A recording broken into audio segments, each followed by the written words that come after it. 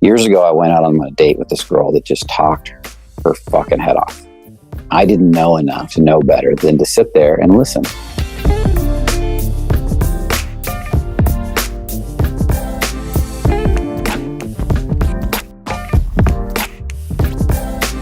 Initiator Hater 0688. It's best I can do there. Specifically, what is the difference between carrying the conversation versus leading the conversation?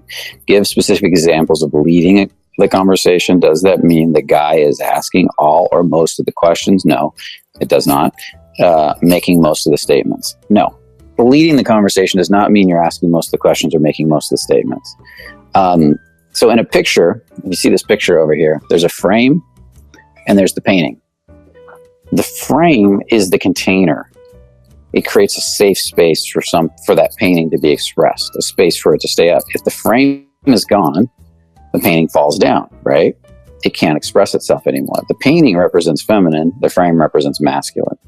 So when you're leading, what you're actually doing is creating a space for expression, emotional and physical expression. And you're leading that. So what'll happen is, think of the feminine as water. It's going to take whatever shape the container gives it. But it's the water that you want, and the container holds the water. So you really want both. You need both. But it's the water that you're there to enjoy. So the feminine represents the experience. The masculine represents the container so you can have the experience. And so when you're leading a conversation, you're creating, first thing I'm doing is creating that container around the people I'm talking to or person I'm talking to. I'm creating as the masculine, I'm aware of what's going on around. I'm not looking and darting, but I'm just through my peripheral and through feeling. I'm creating a connection right with the person in front of me and enjoying her. And then I'm also aware of the space around her and around me, making sure that we have a space where we can connect. So in a sense, I'm energetically, or with my imagination, aware of the space around us and moving it and adjusting it as needed. So if somebody's coming over and bumping into us, I've done this many times. We're standing there and she's getting bumped and knocked and she wants to talk to me, and I'll just move her. Maybe I'll put me to where I'm getting bumped a little bit more because I'm being the container, and I'll put her in a safe space where we can just enjoy each other. And that's the first part of leading. Another part of leading would be moving her around the room. You know what? This isn't a good space at all. Let's go over there where it's more comfortable. Grab her hand or put your hand on the small of her back, lead her through the crowd. Say, excuse me to people, lead her over there. And that's demonstrating your masculine ability to lead and keep a safe space along the way. You don't want to half-ass this either. So you don't want to be like, oh, excuse me, and be tentative. No, excuse me. Don't be afraid to be a little loud and to be the masculine. This is where I'm moving. This is the safe space I'm creating. Okay. You don't have to force either. If she resists, okay, fine. Surrender it. Let it go. If you're like, let's go over there. She's like, no, I want to stay over here close to my friends. Okay, then just create a safe space there for now. And then maybe in 5 minutes, she's going to feel safe to go because she'll be starting to see this guy can really handle himself and he's really grounded. I feel safe with him. Now I'll go over there with him. And she may even bring it up in 5 minutes, like what I talked about earlier. You're sitting there talking for 5-10 more minutes, and suddenly she's realizing you're getting beat around. She's feeling safer with you. She's feeling safer leaving her friends because she's starting to trust you because you've been solid masculine all this time, really present. So she's like, you know what? Maybe we should go over there. Because now she's wanting to move it forward because she's feeling safer. It's the same as in the conversation earlier. The next thing is in the conversation. What is leading? I'm going to give you an example of not leading to help you to illustrate this. Years ago, I went out on a date with this girl that just talked her fucking head off. Blah, blah, blah, blah, blah, blah, 100 miles an hour. She was sweet. She was cute. She was sexy. I didn't know enough. This was a long time before I knew anything to know better than to sit there and listen. Yes, I was creating a space for her to blab, but I wasn't partaking in that conversation at all because she wouldn't shut up since she was talking incessantly. I thought, well, I don't want to be rude and interrupt. I was trying to be a nice guy and I'll just keep listening and I'll be present for her. And I wanted to talk, but I couldn't get a word in edgewise.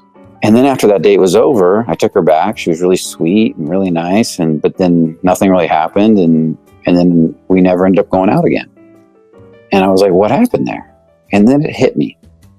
And I've never had this problem since because of this with any girl that talked a lot. If she talks like that incessantly, she's nervous. That's a nervous response. Otherwise, she would listen and we'd slow down, but she's nervous. So that's one of her nervous responses, is to talk a lot. She probably did it all her life growing up. So what did her family do?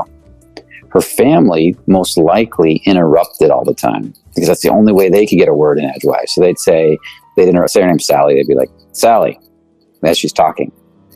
Okay, can you check on this? Or Sally, tell me, that's interesting. Tell me more about that. They'd have to interrupt and lead. And then she would go. And then I realized, well, that probably would even make her feel better and safer if I would interrupt. And she's probably wondering why I won't, because that seems normal to her. So if I would start going, oh, really? Tell me, I just interrupt her. Oh, wait a minute. Tell me more about that. Well, that's interesting. And then I interrupt her again. And then I wait a little bit, let her share. And then I would interrupt again.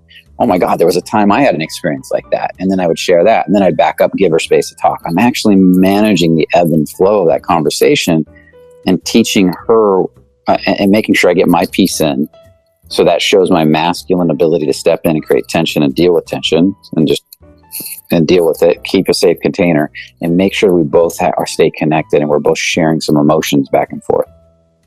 I've never had that problem since because of that. And so that's me leading that conversation. If I hear her say something exciting, like, oh my God, there was this time I went to this place and there was this artwork and I love the artwork. And then she starts to move on. I'm like, wait a minute. No, stop. She's like, what? Tell me more about the artwork. You obviously really love art. Do you love art? And she'll be like, yeah, oh my God, I love art. I majored in art in school. Really? And so you're an artist? No, I don't paint. Well, did you ever paint? And then I'm starting to lead, and I'm digging and I'm pushing it in specific directions that have more emotion, have more feeling, more excitement. And they create more of a spark and a connection. You can also do that with sexuality too, if you're moving things in the direction of sexuality, like being more intimate sexually. And it's the same type of leading. On the other hand, let's say the girl's too quiet and she doesn't say much. That's also a nervous response on the other side. Now she just sits there quietly. I've had that too. And what I'll do is I'll just share deeper emotional stuff. Oh yeah, there was this, I really like X, or I really like Y, or I was really into something. Or there was, like, sometimes I'll share a story about, I always share real stories. I don't make anything up like some of these cool guys do. But I shared a story about a painting, because we're on paintings, that was at the Getty, that I took this girl to see, because she really wanted to see it. And she just stared at it for 10 minutes, sobbing the whole time, crying. And I didn't see her crying at first. She was sitting there, and I walked up behind her, because she got to the painting before me, and I was looking at another painting. And I saw her standing there about 10 feet from the painting. And then people would come up next to her. They would turn, they would look at her, look at the painting, look at her, look at the painting. And I could see they were kind of befuddled or, intrigued. And then they kind of wander off. And this happened 2 or 3 times. And so then I wandered up, because I was really curious. And I looked at her, and tears were just streaming down her face. This painting represented something to her, something from her family, from her childhood. She told me later. I'm not going to go into that because it was personal. But it had this meaning that related to something she felt deep inside her body. And it was really important that she saw it, because it had a huge emotional impact on her. And so what I do is sometimes share stories that are deep. And I might share a story like that. I might, if it, be told, do you like paint? Do you like art? Yeah. I love art. And then that's all she says. Oh, well, one time I went to the Getty, and do you know the Van Gogh's irises? And she'll be like, yeah. Oh yeah, there was one time I went there, and I might share this story. And what I'm doing there is offering her deeper emotions, deeper feelings from my life. And if I do that enough, eventually when she feels safe, she's going to start leading in that direction. And by me being vulnerable, it's making her feel safer. And I'm opening her up to share more with me. And eventually she starts to share more with me. And so there I might be talking quite a bit more until she starts to share, but I'm always creating a space for her to share, and then asking her a question. Oh, really? Tell me more about that. And she might just share a few words, then I go back to sharing.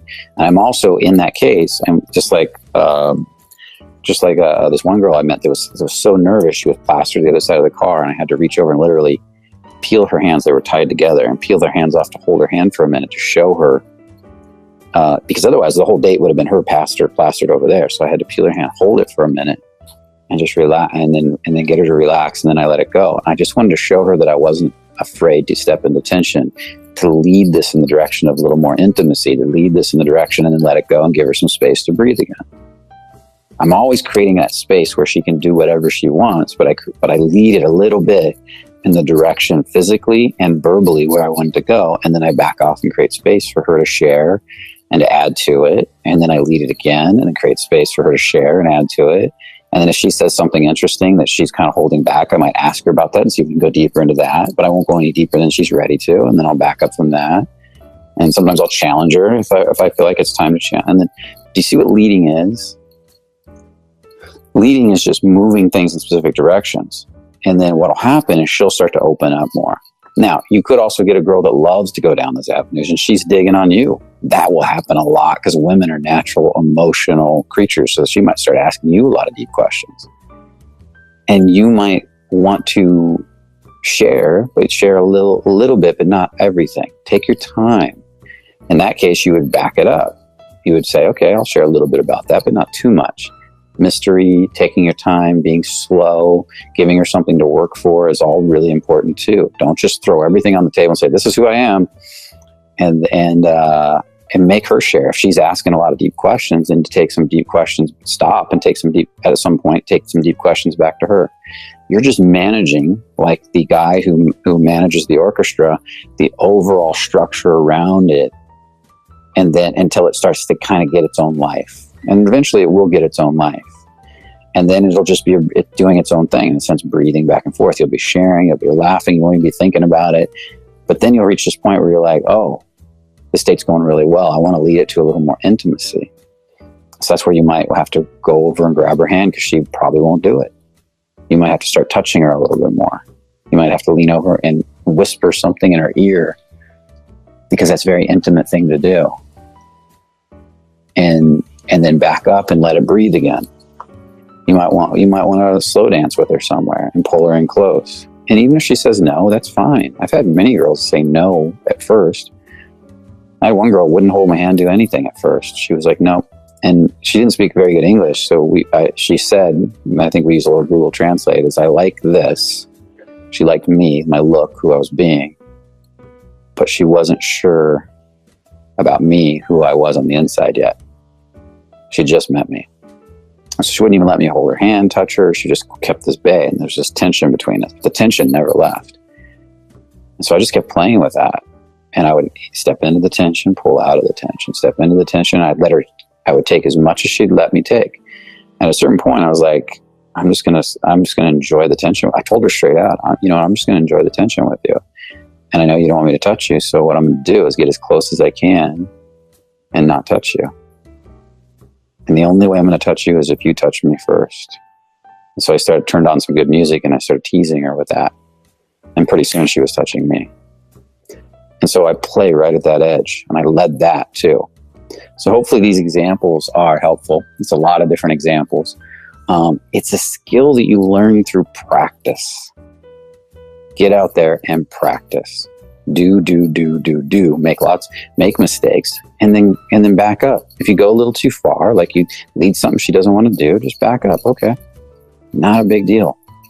If you lead stuff and she doesn't want to do anything and she's just cold and shutting off the whole time, and she doesn't want you to lead anything, then maybe she's not the right girl for you. At a certain point, it's like some girls just aren't, every girl you go out with is not going to be fun. And even hot girls. I want to say this to you guys. This is really important. You might go out with a hot girl that is physically beautiful, but boring to you, cold to you, shut off to you. Don't waste your time. Have an abundance mentality. There's another amazing girl around the corner. And if she's not available emotionally, which some people aren't, don't try to be her therapist. Don't try to fix her. Don't try to just get her so you can screw her and move on because she's hot. Move on. Because you should choose having abundance in life. And why would you spend an extra minute with somebody that you're not enjoying your time with just so you can get validation? Move on. Build your self-esteem. It's more important than getting a notch on your bedpost. Be a man.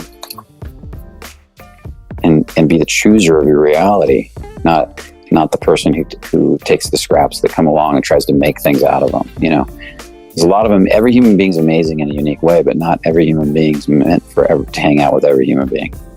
Okay, not every woman's meant for every man. You got to realize that.